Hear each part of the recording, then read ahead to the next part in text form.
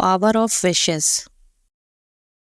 एक ज़माने में एक छोटा और प्यारा सा शहज़ादा एक खूबसूरत महल में रहता था। शहज़ादा बहुत ज़्यादा क्यूरियस नेचर का था, लेकिन बहुत काइंड और बहुत हम्बल था। लिटिल प्रिंस के किंगडम के नज़दीक एक बहुत प्यारा और खूबसूरत जंगल था और लिटिल प्रिंस को उस जंगल में जाकर चीज़ों को एक्सप्लोर करना बहुत अच्छा लगता था। एक दिन इसी तरह लिटिल प्रिंस उस जंगल की सैर कर रहा था कि अचानक उसे एक बहुत खूबसूरत चमकता हुआ मैजिकल तालाब नजर आया। उस खूबसूरत मैजिकल तालाब का पानी बिल्कुल साफ था और सूरज की रोशनी में ऐसे चमक रहा था जैसे डायमंड हो। लिटिल प्रिंस ने आज से पहले इस तरह का खूबसूरत चमकदार तालाब कभी नहीं देखा था, तो बस फिर लिटिल प्रिंस ने उस तालाब के नजदीक जाने का फैसला किया और वो नजदीक से उसकी खूबसूरती को एक्सप्लोर करना चाहता था। और फिर जैसे ही लिटिल प्रिंस उस तालाब के करीब पहुंचा, तो उस लिटिल प्रिंस ने वहाँ पर एक कैनमल फ्लावर देखा। वो फ्लावर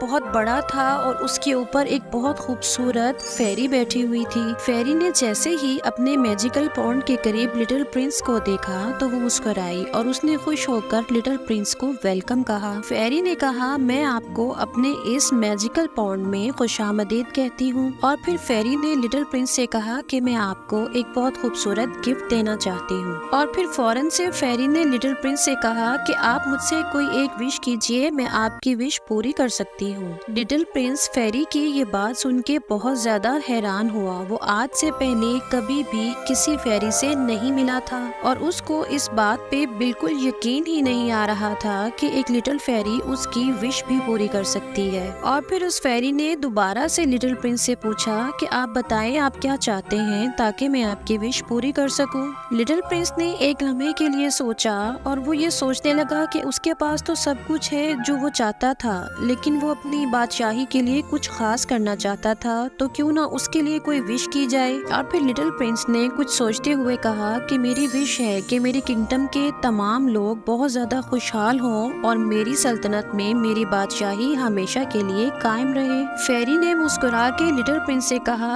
आपकी ख्वाहिश पूरी हो गई है। और ये कहते ही परी वहाँ से गायब हो गई। और इसके बाद लिटिल प्रिंस भी अपने महल में वापस आ गया। उसने वापस आके अपने पेरेंट्स को उस मैजिकल पॉन्ड और उस खूबसूरत फेरी की कहानी सुनाई। लिटिल प्रिंस की ये सारी स्टोरी सुन के उसके पेरेंट्स बहुत ज्यादा खुश हुए। और फिर कुछ ही दिनों में लिटिल प्रिंस को अपने किंगडम में बहुत सारी चेंजेस नजर आने लगी। किंगडम के तमाम लोग बहुत ज्यादा हैप्पी और हेल्दी नजर आ रहे थे। हर तरफ खूबसूरत फूल और फूलों से भरे हुए बागात थे। किंगडम में मौजूद तमाम फील्ड्स बहुत ज्यादा हेल्दी और ग्रोइंग और स्ट्रॉन्ग हो रही थी।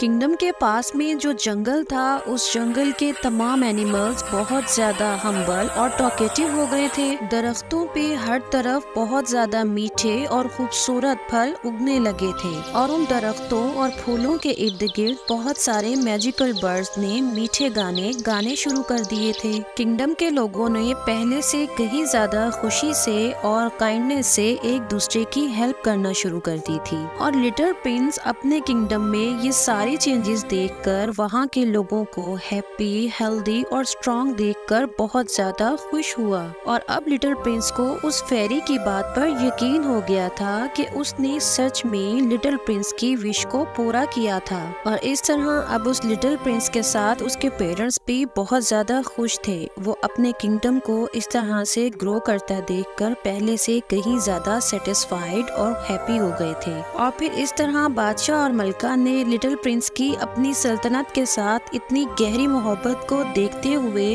अपनी तमाम जिम्मेदारियां लिटिल प्रिंस के हवाले कर दी।